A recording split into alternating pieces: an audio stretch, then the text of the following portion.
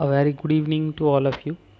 और सबसे पहले तो मैं माफ़ी मांगना चाहता हूँ कि इतने दिनों बाद मैं आप लोगों के लिए एक वीडियो लेकर आ रहा हूँ, पर प्रॉब्लम्स ये थी, कुछ पर्सनल रीजंस की वजह से वीडियो बनाने में मुझे थोड़ा लेट हो गया, पर कोई बात नहीं। हम अभी कंप्लीट करेंगे हमारी जो चैप्टर चल रही थी, हम कोशिश करेंगे जल्द से जल्द उसे एंड करने की। और हम इस चैप्टर को आज ही एंड करने की कोशिश करते हैं इस वीडियो में, ठीक है। तो अभी हम आगे बढ़ेंगे और कंप्लीट करेंगे ये विजुअलाइजिंग द नेशन, जो ये पार्ट है हमारे इस चैप्टर का, हम कोशिश करेंगे इसे एंड कर देने का, ठीक है। इसके पहले आई होप सबने पढ़ा है, मैंने पढ़ाया है और सबने उन चीज़ों को समझा होगा, अभी तक याद रखा होगा। अगर नहीं तो आप उस वीडियोस को दोबारा देख सकते हैं, ऑलरेडी आप लोगों को प्लेलिस्ट में मिल जाएगी, ठीक है। क्योंकि हमारी साइंस की भी चल रही है सीरीज़, ठीक है, वो भी मुझे कंटिन्यू करना है और आप लोग उसे भी देख सकते हैं, फॉलो ऑन कर सकते हैं, so that it will be beneficial for you in your examinations that are very soon going to be healthy, ठीक है ना, चाहे वो 10th की हो या 9th की। नाउ चलिए, विजुअलाइजिंग द नेशन में हम क्या देखेंगे कि एक नेशन जो होता है, सबसे पहले उसको हमें देखना है या विजुअलाइज करना है, या अगर हम उसको भक्ति करते हैं, ठीक है ना, देशभक्ति करते हैं, तो उसके कोई एक रूप तो होनी चाहिए। क्योंकि हमारा ह्यूमन ब्रेन इस तरह से डिज़ाइंड है कि हम विजुअल्स को बहुत आसानी से मानते हैं, उन्हें अपने मन में बैठा पाते हैं। इसलिए ही क्या किया जाता है कि नेशंस को विजुअलाइज किया जाता है या उनको एक रूप दिया जाता है, ठीक है। एग्जामिनेशन पॉइंट ऑफ व्यू से अगर देखें, जो कि हमारे लिए सही में बहुत ज़्यादा इंपॉर्टेंट है, कि एलेजरी होता है। व्हाट इज़ एलेजरी, ये आप एक्सपेक्ट कर सकते हो। अगर आपके मल्टीपल चॉइस क्वेश्चंस आ रहे हैं तो भी आप एक्सपेक्ट कर सकते हो कि एलेजरी एग्जाम में आ जाएगी, क्योंकि उसमें कई सारे 4 डेफिनेशंस होंगे और आपको चूज़ करना होगा that what will be the correct definition of that, ठीक है। एलेजरी क्या होता है? जब भी कोई एक एब्स्ट्रैक्ट आइडिया, ठीक है ना, चाहे वो कोई भी एब्स्ट्रैक्ट आइडिया का मतलब होता है कि वो भाव होगा। The idea will not be physical, it will be in your mind only, ठीक है ना।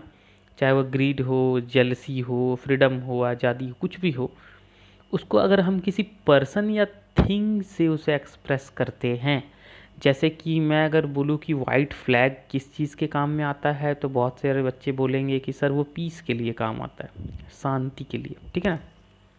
क्यों? क्योंकि वो पीस की एलेजरी है, ठीक है। तो allegory is something that we use in order to visualize an abstract idea. जो चीज़ को हम फिजिकली देख नहीं सकते, उसको एक रूप देने के लिए हम उसका इस्तेमाल करते हैं। I hope it will be clear to you all, ठीक है। तो एग्ज़ाम में क्वेश्चंस क्या आएंगे, सारे याद करना, सब पढ़ना बैठ के इम्पॉर्टेंट नहीं है। एग्ज़ाम में क्वेश्चन ये आएंगे कि फ्रांस की एलिजरी क्या है, तो आप लोग लिखोगे क्रिश्चियन मैरियाने, ठीक है। ये जो नाम है इसको याद कर लो, इसको मन में बैठा लो अच्छी तरह से, क्योंकि ये आने वाली है एग्ज़ाम में कि फ्रांस की एलिजरी का नाम, ठीक है। वैसे ही जर्मनी की एलिजरी का नाम भी आप लोगों को याद करना है, और वो है जर्मीनिया, ठीक है। जर्मीनिया की अगर लुक्स के बारे में क्वेश्चन अगर आ जाए तो आप लोग ये कह सकते हो, ये रहा, ये है, ठीक है। ये क्राउन पहनती हैं ओक लीव्स की, ठीक है। क्योंकि जर्मन ओक, ओक एक प्लांट होता है और जर्मनी में ओक का मतलब होता है बहादुरी, हीरोइज्म, ठीक है, इसलिए ये कहा जाता है। समझ में आ रहा होगा सभी को। चलिए, तो अभी हम आगे बढ़ते हैं। जर्मेनिया और फ्रेंच एरियाने तो आप लोगों को पता चल ही गया होगा, ये दोनों ही एग्जामिनेशन पॉइंट ऑफ व्यू में इस पार्ट से सबसे ज़्यादा इंपॉर्टेंट क्वेश्चन बनते हैं। इसके बाद ये देखिए, Germania, fallen Germania, not in a good condition obviously. सुनाओ, अब हम आगे बढ़ते हैं और ये इंपॉर्टेंट नहीं है यहाँ कुछ। अब आ जाते हैं ये लास्ट पॉइंट में चैप्टर के, जो कि है नेशनलिज्म एंड इम्पीरियलिज्म। इसमें क्वेश्चंस बस इतना बन सकता है कि नेशनलिज्म क्या है और इम्पीरियलिज्म क्या है, इससे ज़्यादा बहुत इनमें क्वेश्चंस नहीं आते, ठीक है। तो नेशनलिज्म एग्जैक्टली होते क्या है?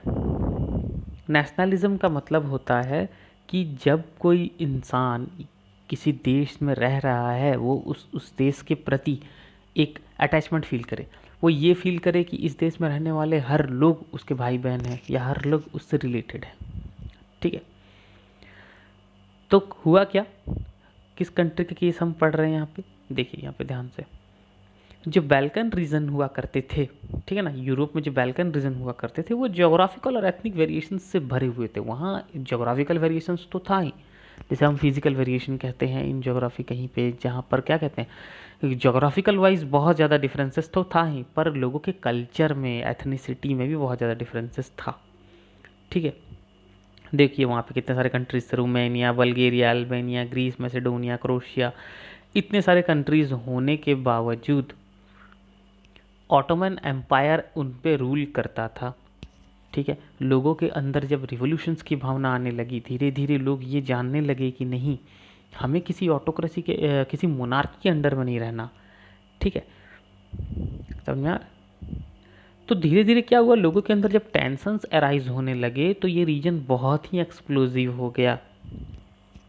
ठीक है, तो धीरे धीरे क्या हुआ, European subject nationalist broke away from its control and declared independence. कोई भी आखिर कितने दिन तक उन वेरिएशंस को हैंडल करता।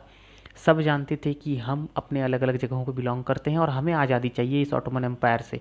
हम इस ऑटोमन एम्पायर के विरुद्ध में खड़े होंगे।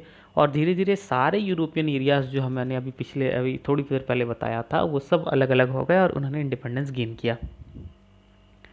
ठीक है, वो सब जानते थे कि हमारी अगर हिस्ट्री एक है, history to prove that they had once been independent. समझ में आ रहा है? वो अपने फीलिंग्स को कैसे जगाते थे कि नहीं, हमारा इतिहास ही कहता है कि हम इंडिपेंडेंट हैं, हम क्यों किसी ऑटोमन एम्पायर के अंडर में रहेंगे। ये होता है नेशनलिज्म।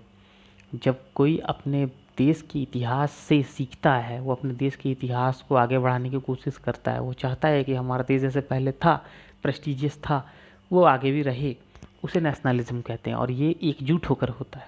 ठीक है, इस फीलिंग को नेशनलिज्म कहा जाता है। ठीक है, I hope you all are understanding it. Okay, अगर कोई प्रॉब्लम है, किसी भी तरह का कोई डाउट होगा तो you can directly comment me. ठीक है ना, कमेंट बॉक्स में कमेंट कर सकते हैं आप लोग। ठीक है, पर बल्कन्स में एक दिक्कत ये हो रही थी कि उनमें जेलसी बहुत थी। ठीक है, क्यों? क्योंकि ऑब्वियसली उनके अंदर डिफरेंसेस थे ना, तो वो तो चाहेंगे कि हर कोई जो है उनमें, उस बैल्कन रीजन के अंदर जितने भी कंट्रीज थे छोटे छोटे, सब चाहेंगे हम ज़्यादा एरिया कवर करें, हम ज़्यादा प्रॉस्पेरिटी को पाएं। ठीक है, तो उनके अंदर इंटेंस राइवलरी चल रही थी। ठीक है, ट्रेड के लिए, कॉलोनीज कब्जा करने के लिए। तो सब चाहते थे कि हमारा जो राज हो वो ज़्यादा हो, हम ज़्यादा एरियाज कवर करें। ठीक है, और इन्हीं सब छोटे टेंशन्स ने आगे बढ़कर वॉर इन द रीजन, धीरे धीरे वॉर हुआ और फाइनली फर्स्ट वर्ल्ड वॉर हो गया। फर्स्ट वर्ल्ड वॉर का इतिहास तो एक अलग ही है, उसे हम यहाँ इंक्लूड तो नहीं करेंगे। बस यहाँ पर ये दिया गया है कि किस तरह लोगों के अंदर या कंट्रीज़ के अंदर हम कह सकते हैं कि जब कोऑपरेशन नहीं होता तो धीरे धीरे कैसे वॉर के कंडीशंस तक वो पहुँच जाते हैं। पर नेशनलिज्म अगर इंपीरियलिज्म के साथ जुड़ जाए तो वह बहुत ही घातक हो सकता है। इंपीरियलिज्म का मतलब होता है कि किसी पे धावा बोलना, किसी पे कब्जा करना और मन में एक फीलिंग रखना कि we are dominant and we are going to conquer them. ठीक है, नेशनलिज्म का मतलब होता है अपने देश के बारे में सोचना और अपने आप को आगे बढ़ाना, अपने देश को आगे बढ़ाने के बारे में सोचना। बट इंपीरियलिज्म का मतलब वो नहीं होता। इंपीरियलिज्म का मतलब होता है कि दूसरे को हराने के बारे में या दूसरे पे कब्जा करने के बारे में ज़्यादा सोचना। समझ में आ रहा है? यही है exact difference between this two phenomenas. Got it? I hope it is clear now. ठीक है, बहुत सारे ऐसे कंट्रीज़ थे जो धीरे धीरे यूरोपियन कॉलोनीज़ होते हैं ना, यूरोप ने उन्हें कॉलोनीज़ बनाना शुरू कर दिया, ये सबको पता है। और वो हम कह सकते हैं कि एक तरह का ये इम्पेरियलिज्म था। किसका? यूरोपियन पावर्स का, जैसे ब्रिटेन है। ठीक है, और जो लोग उनके खिलाफ आवाज़ उठाते गए वह धीरे धीरे आज़ादी पाते गए। ठीक है ना, इम्पेरियल डोमिनेशन के खिलाफ आवाज़ उठाना ही तो अपने आज़ादी को पाना है। तो इसमें बहुत ज़्यादा ऐसे क्वेश्चंस तो बनता नहीं। ठीक है, तो आप लोग इतना ज़्यादा एक्सपेक्ट नहीं करेंगे यहाँ से क्वेश्चन। हाँ, ज़्यादा से ज़्यादा ये आ सकता है कि नेशनलिज्म क्या है, इम्पेरियलिज्म क्या है। So I am also that much confident कि आप लोग उसका आंसर दे सकते हो। इसमें कोई बहुत बड़ी रॉकेट साइंस नहीं है। देखिए, एनसीईआरटी को पढ़ने का तरीका बहुत है, आप लोगों को बस वो सही तरीका जानना है। बहुत बच्चे क्या करते हैं कि एनसीईआरटी इसको सोचते हैं कि हमें सब याद रखना है। नहीं, आपको एनसीईआरटी सब पढ़ना है, ऑब्वियसली पढ़ना है, लाइन बाय लाइन सब पढ़ना है, बट याद उन्हें नहीं, सबको नहीं रखना है, वरना कैसे याद रखोगे आप इतने सारे डाटास को। आपको जो इम्पोर्टेंट है वो याद रखना है, और आपको इम्पोर्टेंट क्या है ये जानना ज़रूरी है बस। फिर देखिए मार्क्स कैसे आते हैं। तो हमारा ये चैप्टर तो यहाँ एंड हो गया, एंड आई होप कि आप लोगों को सबको समझ में आ गया होगा। अगर नहीं समझ में आया होगा तो आप एक बार वो पूरी सीरीज़ देख लीजिए, मैंने चैप्टर्स को छोटे छोटे वीडियोज़ में बनाया है। कमेंट बॉक्स में आप अपने डाउट्स लिख सकते हैं।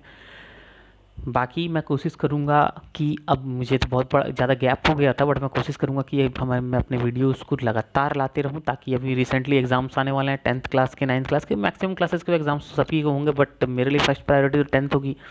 तो मैं 10th क्लास के लिए और सब्जेक्ट, बाकी सब्जेक्ट्स में भी मेरी वीडियोज़ आएंगी, तो आप लोग उसे भी देख कर सीख सकते हैं, पढ़ सकते हैं और अच्छे मार्क्स ला सकते हैं। ठीक है, चलिए bye, take care, have a nice day everyone.